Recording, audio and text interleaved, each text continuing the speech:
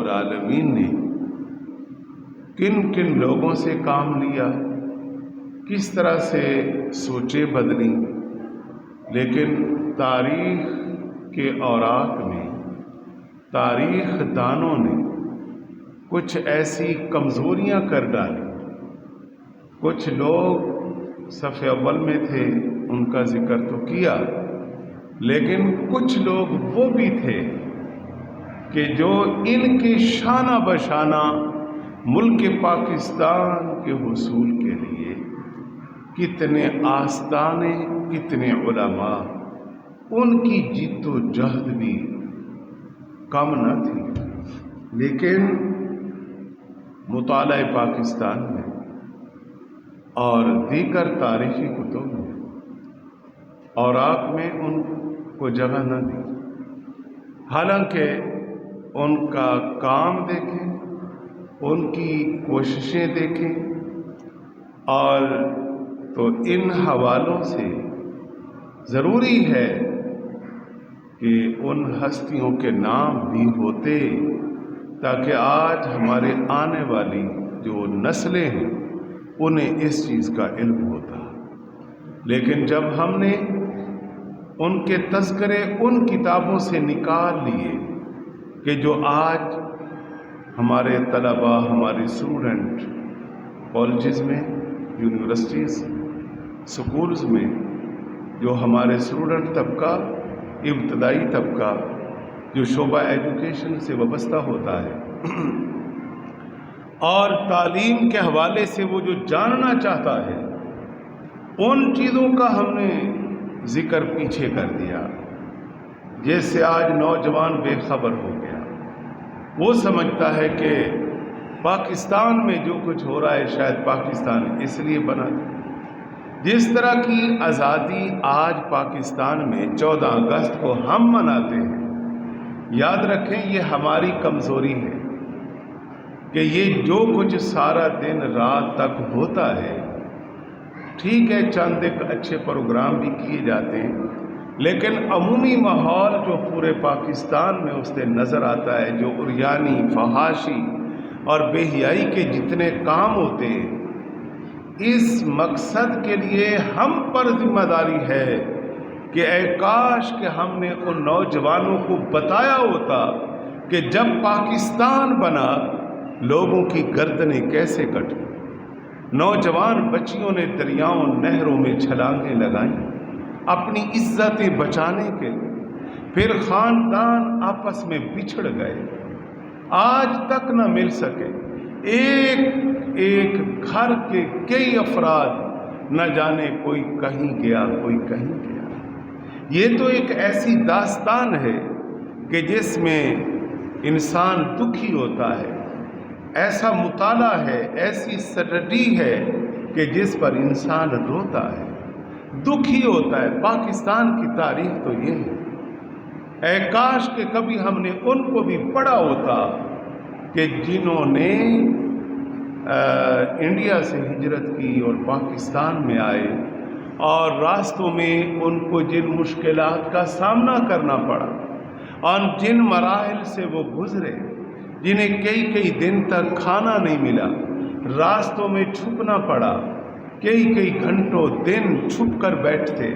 اور ہندو کس طرح ان قافلوں کو لوٹتے اور ان پر ظلم کرتے اور ان کی گردنیں کاٹتے، اور کس طرح قافلوں کا حال ہوا، وہ لوٹے پھوٹے لوگ کس طرح اس سرزمین میں آئے، ہاں جی۔ اور آج اگر اس ملک کے اندر ان چیزوں کو نہیں دہرایا جا رہا اور ہمارا نوجوان طبقہ جو ایسی تاریخ سے محروم ہے، تو یہ کام کس نے کرنا تھا؟ اس کی ذمہ داری کیا تھی؟ دعویٰ تو نہیں، عرض گزار ہوں کہ اگر پاکستان کی تاریخ آج کے نوجوان کے سامنے اس انداز میں پیش کی جائے جو پیش کرنے کا حق ہے، تو یقین جانیے جو کچھ ہمیں دیکھنے کو ملتا ہے 14 اگست کے دن، یہ ہرگز نہیں ہوگا۔ ہر جگہ سے قرآن کی آوازیں آئیں گی، دعائیں ہوں گی، اس خطہ کے حصول کا جو مقصد ہے اس کے نفاذ میں کوئی تاخیر نہیں ہوگی۔ ہر نوجوان، ہر انسان، ہر بندہ اٹھ کھڑا ہوگا۔ لیکن یہ کہاں سے غلطیاں ہو رہی ہیں، کس جگہ سے کیا ہو رہا ہے؟ ظاہر ہے ایک یہ دنیا ہے اور ایک آخرت ہے۔ تو آج دنیا کے اندر تو ہم نے جو کچھ کرنا ہے وہ کر لیا، اور اس خطے کا مقصد یہ نہیں تھا کہ الراشی والمرتشی کلاہما فی النار۔ کیا اس ملک کے حصول کا مقصد یہ تھا کہ رشوت لینے والا اور دینے والا دونوں دوزخ میں جائیں؟ آج اگر یہود و ہنود کے نظام دیکھیں تو وہاں پر ہمیں انصاف نظر آئے، اور جس خطے کا مقصد ہی اسلامی نظام مصطفیٰ علیہ السلام کا نفاذ اور قرآن و سنت کے مطابق چلنا تھا، اس ملک کے اندر، اس خطہ کے اندر جناب بغیر رشوت کے کام نہیں ہو سکتا۔ جس ملک کے اندر حرام حلال کی طرح چل رہا ہے اور بے حیائی کے بازار گرم ہے، کیا خیال ہے یہ ملک اس لیے حاصل کیا گیا تھا کہ آج اگر ہم بازاروں میں نکلے تو شرم آتی، اور انصاف کے مراکز میں جائیں اور انصاف ہوتا دیکھیں تو نگاہیں نیچے ہو جاتی، رونا آتا ہے کہ یہ جو ہمارے قائدین نے جس مقصد کے لیے اس ملک کو حاصل کیا تھا، ان کے جو اغراض و مقاصد تھے، کیا آج قائد اعظم محمد علی جناح ہوتے تو جو ہمارا حال ہے وہ آج روتے۔ پیر سید جماعت علی شاہ صاحب رحمۃ اللہ علیہ ہیں جی، جنہوں نے فرمایا تھا کہ میرے ہر مرید پر لازم ہے کہ مسلم لیگ کے ساتھ کھڑا ہو، اور جو ساتھ نہ دے تو وہ میرا مرید ہی نہیں ہے۔ علامہ عبدالحامد بدایونی کا نام آتا ہے، علامہ کافی شہید رحمۃ اللہ علیہ کے حالات کو پڑھیں، علامہ عبدالعلی میرٹھی رحمۃ اللہ علیہ، یار ان لوگوں کو پڑھیں تو صحیح کہ جنہوں نے دو قومی نظریے کا پرچار کس طرح سے کیا، کس طرح شہر شہر دورے کیے، اور پھر پاکستان بر صغیر پاک و ہند سے باہر نکل کر دنیا کو کیسے منوایا کہ مسلمان کیا ہے اور مسلمان کیا چاہتا ہے، اور پاکستان کا ایک ملک ہم عظیم، ملک عظیم حاصل کر کے اس میں ہم کیا چاہتے ہیں۔ تو جن ہستیوں نے، جن علماء نے، جن شیوخ نے، جن اکابرین نے، جن بزرگان دین نے یہ کام کیے، جنہوں نے محنت کی، اندازہ فرمائیں کہ پوری ایک فہرست ہے، اور دو قومی نظریے کا نام ہم آگے سے لیتے ہیں۔ کبھی یہ بھی پڑھا ہوتا کہ اعلیٰ حضرت احمد رضا خان نے کیا کہا تھا، گو کہ جب آگے نظام چلا پاکستان کے حصول کے حوالے سے تو آپ کا انتقال ہو گیا تھا، لیکن دو قومی نظریے کی بنیاد تو اعلیٰ حضرت نے رکھ دی تھی، اعلیٰ حضرت اس پر گفتگو کر چکے تھے، لیکن وہ آج قوم کو کون بتائے گا، کون سنائے گا؟ پھر اعلیٰ حضرت کے صاحبزادگان، ان کے عقیدت مندان، ان کے مریدین، ان کے شاگردوں کا ایک طویل قافلہ اور ان کی جد و جہد کس پر تھی، وہ سارے کہاں تھے؟ لیکن آج تاریخ میں آپ کو یہ نہیں ملے گا۔ کیوں ایسا ہوا؟ بہرحال اس طرح اہل سنت و جماعت کو کیوں پیچھے کیا گیا؟ جن کے مشائخ، علماء کرام اور ان سب حضرات نے ملک پاکستان کے حصول کے لیے جو عظیم نعمت تھی، آپ کو تاریخ کے اوراق میں یہ نام نہیں ملیں گے، لیکن آئیے ان تاریخ دانوں جن کے سینے منور تھے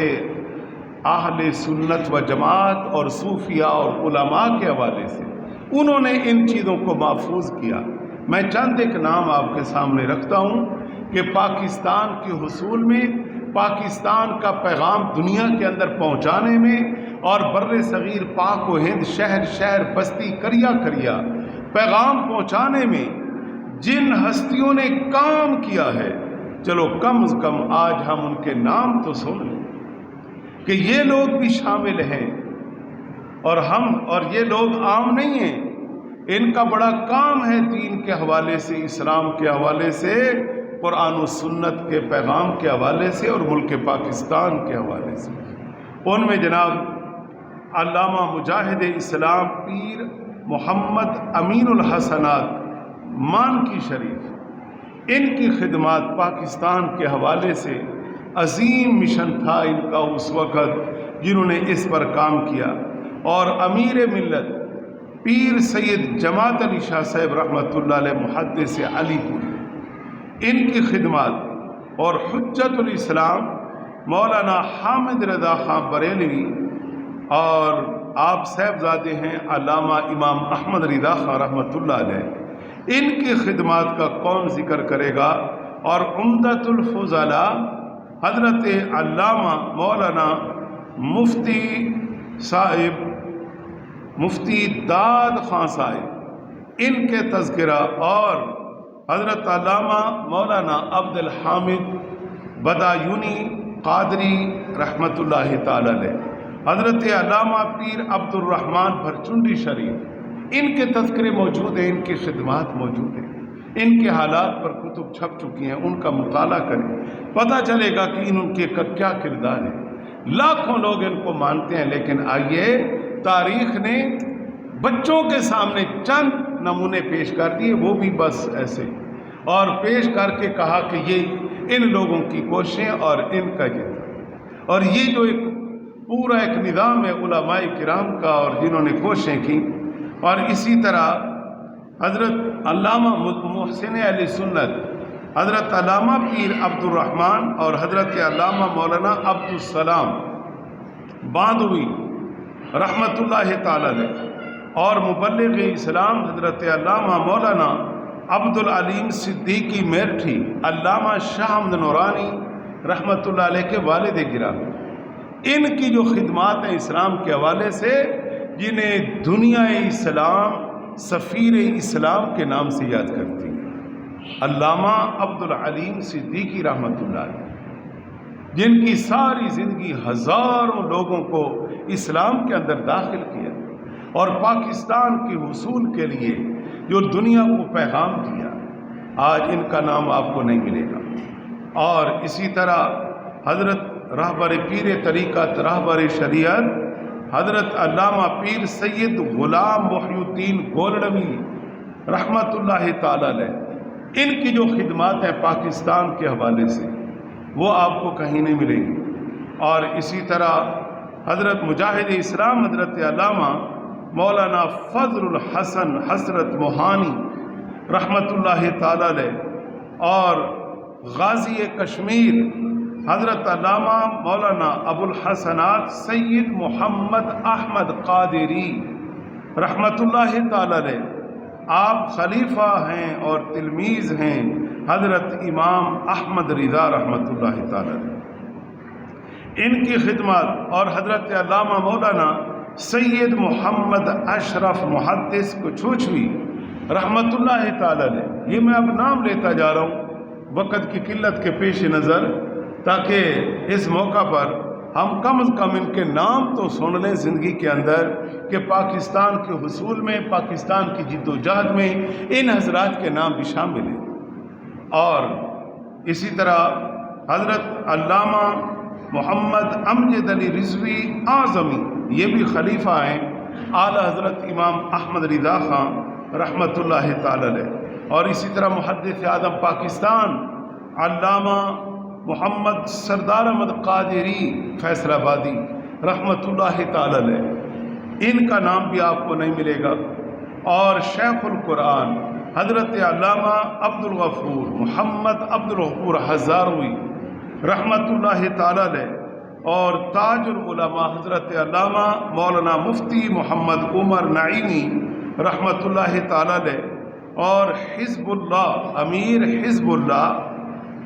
پیر سید محمد فضل شاہ جلال پوری رحمۃ اللہ تعالی علیہ، اور مفتی اعظم شاہ محمد مظہر اللہ دہلوی رحمۃ اللہ علیہ، اور صدر الافاضل حضرت علامہ مولانا محمد نعیم الدین مراد آبادی رحمۃ اللہ تعالی علیہ، فقیہ ملت مولانا ابوالبرکات سید احمد قادری رحمۃ اللہ علیہ، غزالی دوران حضرت علامہ سید احمد سید قادمی ملتان شریف۔ جناب یہ وہ نام ہیں جو پاکستان کے حصول میں، پاکستان کی جد و جہد میں، مسلم لیگ کا ساتھ دینے میں، اور پھر نفاذ اسلام اور دو قومی نظریہ کا پرچار، یہ سارے کاموں کے اندر جنہوں نے ساتھ دیا، جنہوں نے محنت کی، جنہوں نے شب و روز ایک کیا، یار ان کو بھی یاد کر کے اس موقع پر دعا کیا کریں۔ اور موضوع تو ہمارا آج بڑا ہی گہرا اور بڑا عمق اور بڑا وسیع تھا، لیکن کیا کریں کہ پاکستان کو بیان کرنے کے لیے، پاکستان کے حالات کو بتانے کے لیے، موجود حالات پر جو صورتحال ہے اور اس وقت کے جو حالات ہیں جن کو ہم بتانا چاہتے ہیں، جن کو ہم تیار کرنا چاہتے ہیں، جن کی فکر کو ہم چینج کرنا چاہتے ہیں، جن کی فکر کو ہم بدلنا چاہتے ہیں، ایک پیغام دینا چاہتے ہیں، وہ مساجد سے ویسے ہی دور ہیں۔ کیونکہ آج ضرورت ہے جو نوجوان طبقہ ہے نا، انہیں بتایا جائے، جنہوں نے پاکستان کا مقصد کچھ اور سمجھا ہوا ہے، کہ آج اگر یونیورسٹیز کے اندر جو کچھ ہو رہا ہے، آپ کے مطالعہ میں آ چکا ہے، 50-55 ہزار طلباء اور طالبات، اور جس میں علامہ سید احمد سید قادمی صاحب جیسا بندہ مدرس رہا ہو، جس نے وہاں لیکچر دیے ہوں، تدریس کی ہو، ایسے اداروں کے اندر جب آج ماحول دیکھا جا رہا ہے تو بات یہ ہے کہ یہ ماحول فراہم کس نے کیا؟ جب یہ پاکیزہ سوچ اور فکر کے لوگ جب ان یونیورسٹیز میں کام کر رہے تھے، اس وقت تو ایسا نہیں تھا۔ بعد میں یہ عریانی فحاشی کے بازار تعلیمی اداروں کے اندر کس نے قائم کیا کہ آج شریف آدمی اور شریف طالبہ جو ہے وہ یونیورسٹی کا رخ نہیں کر سکتی۔ میں آپ کو بتا دوں بہت مشکل ہو گیا شریف لوگوں کے لیے یونیورسٹی کا سفر، کیونکہ مجھے ایک طویل سفر ان اداروں سے گزرنا پڑا، اساتذہ سے، پروفیسر حضرات، ڈاکٹر حضرات، اور یہ سارا ماحول جانا پڑا، ظاہر ہے پی ایچ ڈی کیا، تو جب یہ مناظر دیکھے ہیں تو بڑا دکھ ہوا۔ اللہ کا فضل کرتے ہیں کہ ہم دینی مدارس کے ایک مخصوص ماحول کے اندر ہم آئے ہیں، لیکن یہ ہمارے اکابرین نے جب ان اداروں کو قائم کیا، اربوں روپے ان پر خرچ ہوئے ہیں، تو کیا یہ مقصد تھا کہ آج ایک شریف طالبہ جو ہے اس کے لیے تعلیم بھی مشکل ہو جائے، ایک شریف گھرانے کے اسٹوڈنٹ کے لیے بے حیائی اور عریانی سے بچنا بھی مشکل ہو جائے، ایک کالجز میں، یونیورسٹیز کے اندر اس کے لیے جناب کلاس میں بیٹھنا بھی مشکل ہو جائے؟ آپ بھی جانتے ہیں، لیکن میں تو ایک سبق کے طور پر دہرا رہا ہوں۔ یقین جانیے کہ آج آپ جائیں ان تعلیم و اداروں کے اندر، دیکھیں تو صحیح کہ آج جتنے نام میں نے لیے جنہوں نے پاکستان کے لیے محنت کی ہے، اگر آج وہ دیکھیں تو وہ کیا کہیں گے؟ ان کا دل بھی روئے گا، ان کی آنکھیں بھی روئیں گی۔ لیکن یاد رکھیں یہ خطہ پاکستان ہمارے ذمہ داروں کے لیے ایک امانت ہے، یہ امین کے طور پر آ رہے ہیں، محنتیں وہ کر گئے، ان کی کوئی محنت نہیں ہے۔ ہاں یہ ہے کہ جن کو نظام دیا جا رہا ہے وہ اس نظام کے امین ہیں، وہ ان چیزوں میں دیکھ کر سفر کریں کہ ایک دن اگر جن لوگوں نے پاکستان کے حصول میں محنت کی ہے اور جب ان کا سامنا ہمیں قیامت کے دن کرنا پڑا، اور جو نظام ہم نے آج لوگوں کو دے رکھا ہے عدل و انصاف کا، جو دنیا کے اندر ایک پریشانی کا ایک پیغام جا رہا ہے، تو ہم کیا جواب دیں گے؟ ارے بھائی، جنہوں نے سوکھی روٹیاں کھا کر، گرم پانی پی کر، کئی دن بھوکے پیاسے رہ کر ملک پاکستان کے لیے قربانیاں دی، آج عیاشیوں کے اڈے اس ملک میں قائم کر دیے، آج لوٹ گھسوٹ کا نام پاکستان بنا پڑا ہے، آج بدنامی کے سفر کے اندر جو بدنام ترین ملک پاکستان کو، لیکن یاد رکھیں